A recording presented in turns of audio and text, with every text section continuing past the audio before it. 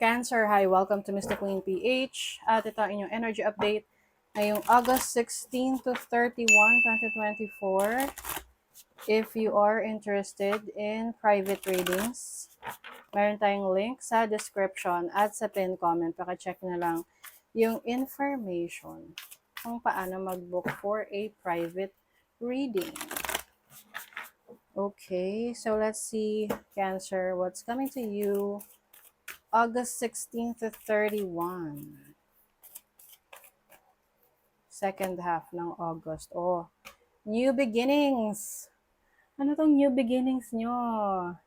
Pwedeng bagong trabaho, bagong career, new house, new area, new area. Let's see, ano tong new beginnings?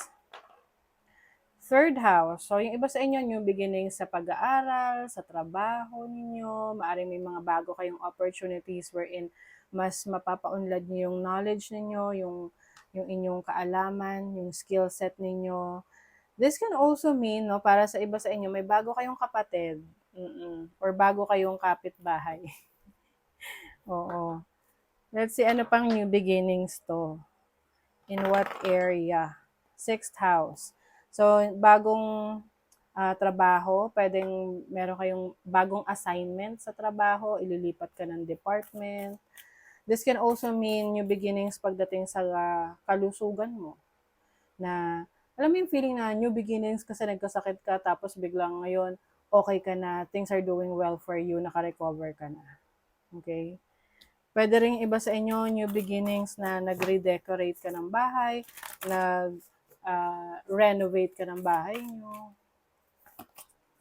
Dream sweet, sleep deep. Ayan. Alam niyo, lagi itong labas ng labas. So, I think for the collective, marami sa inyo na mas nakakatulog na ng mahimbing ngayon. Oo. Lalo na, marami nang nakaka-discover ng mga supplements or exercises na kailangan mong gawin or activities na kailangan mong gawin, methods na kailangan mong gawin para magkaroon ka ng masarap na tulog. Yung iba may iniinom, like metformin, ano ba? Anong tawag doon? Melatonin, bakit metformin?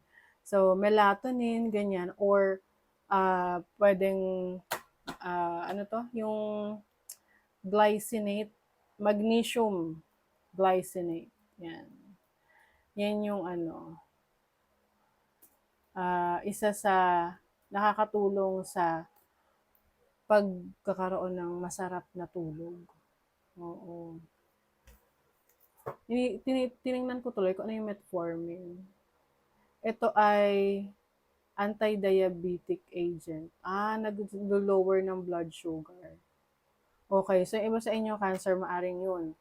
Meron kayong mga iti-take na gamot, no, para sa pagkakaroon ng maayos na tulog na nakakatulong sa pagpapahinga ninyo. Masarap sa pakiramdam yung nakapagpahinga ka. Oo, yung tulog, 'di ba? Parang paggising mo, sobrang taas ng energy mo na parang ang saya-saya. 'Di ba? Whereas kung wala kang tulog, puyat ka, Diyos ko, napaka-irritable. Imagination, ako, yung iba sa inyo, mas lalo kayong magiging creative ngayong second half ng August. Maaring may mga projects kayo, personal projects, or sa trabaho ninyo. Mas nagiging productive kayo sa inyong work. Or sa career, no? Or sa business ninyo. Yung iba sa inyo, meron kayong bagong hobby, no? Yung tipong libangan na pagpe-painting, music, or anything na para kang napupunta sa ibang mundo kasi it really relaxes you and makes you feel so happy pag ginagawa mo. Okay? So, overall energy, the Six of Wands. Wow, you are a winner. Panalo, Cancer. Tingnan mo, oh. Ang Six of Wands is recognition about your talents, your skill set. So, yung pagiging creative mo, marirecognize yan sa trabaho, sa career, sa business mo, or sa community mo. You will gain popularity. So, mas magiging sikat ka, no? Lalo na kung nasa public eye ka. Like, nasa social media ka, content creator, public service. So, people will really celebrate your success. Wow. Your challenge. The Ace of Swords. Meron kang idea ngayon na parang sinasarili mo lang or pwedeng nagda-doubt ka sa sarili mo kung maganda ba siyang idea. Kasi minsan gano'n, no, naisip natin, uy, gusto ko to, parang maganda tong gawin sa trabaho, sa business, or sa career. And then, yung iba natatakot na subukan kasi baka may masabi yung ibang tao sa'yo, like yung opinion ng ibang tao sa'yo. So kung iisipin mo yon, opinion ng ibang tao sa'yo, wala kang magagawa, wala kang masisimulan, wala kang ma-accomplish kasi lagi mo iniisip yung opinion ng iba. But for you, kung talagang naniniwala ka sa kakayanan mo, you are very gifted, you are talented, you're skilled, then there's nothing wrong with doing it, trying it. Okay? Your uh, your opportunity. The Six of Cups. Meron kang opportunity na balikan yung mga hindi mo na asikaso before, yung mga hindi mo natutukan, yung mga hindi mo nabigyan ng pansin. Mm-mm. Ito yung mga gusto mo talaga. Like, for example, pangarap mo ng bata ka, pero isinantabi mo kasi meron kang mas practical na kailangang gawin. Yung iba sa inyo may opportunity na ayusin ang isang naging sigalot or problema sa isang tao in the past. This can be a romantic partner, friendship, or sa family. Kasi meron ding communication dito. So, pwedeng someone will reach out sa'yo na, mag-usap to finally clear things out. Siyempre, nasa sa'yo yan if you are allowing that to happen.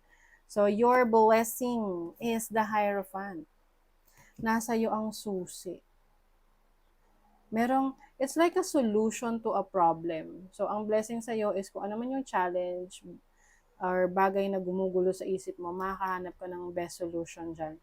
I also see someone who's going to mentor you, someone who will, may guidance, no? Na magli-lead sa'yo kung anong path yung dapat mong tahakin. Kasi sa kahit saang bagay, no, nagiging successful ang isang tao dahil sa mentor. Nagsimula sa mentorship. So, example, yung ating gold medalist na sa Olympics na si Carlos Yulo. Sa nakikita natin, siya yung winner, di ba? Siya yung nanalo, siya yung nakakuha ng 2 gold medal sa Paris Olympics. Pero, hindi lang siya yung nire-represent niya. Hindi lang siya yung dahilan kung ba't nakarating siya doon. Yung team sa paligid niya, yung mga taong sumusuporta sa kanya, yung coach niya, yung mga nag-a-assist sa kanya. 'Di ba?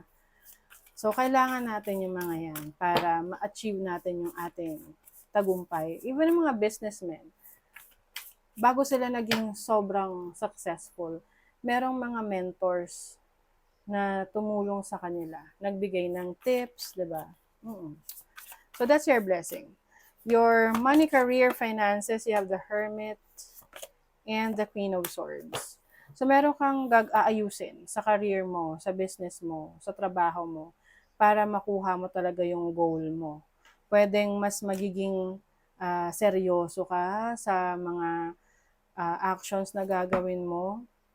Ito yung time na hindi ka na yung parang magpapadalos-dalos sa desisyon.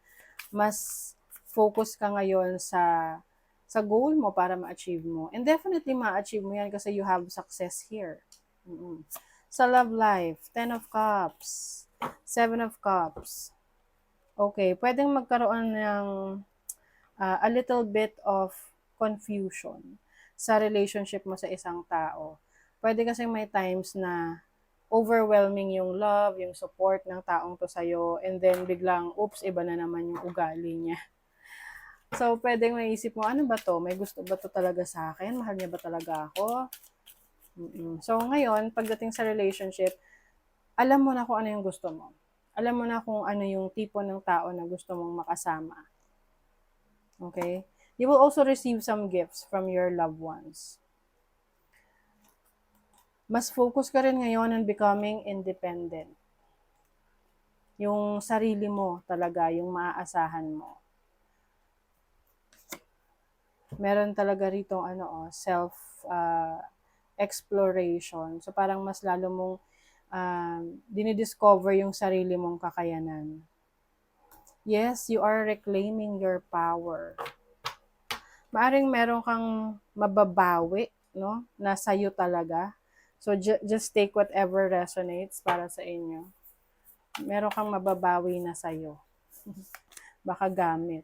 Your commitment is being tested. Yes. So, yung commitment mo sa sarili mo, sa trabaho mo, sa career mo, sa relationship mo, tinetest yan kung gusto mo talaga, gaano mo kagusto.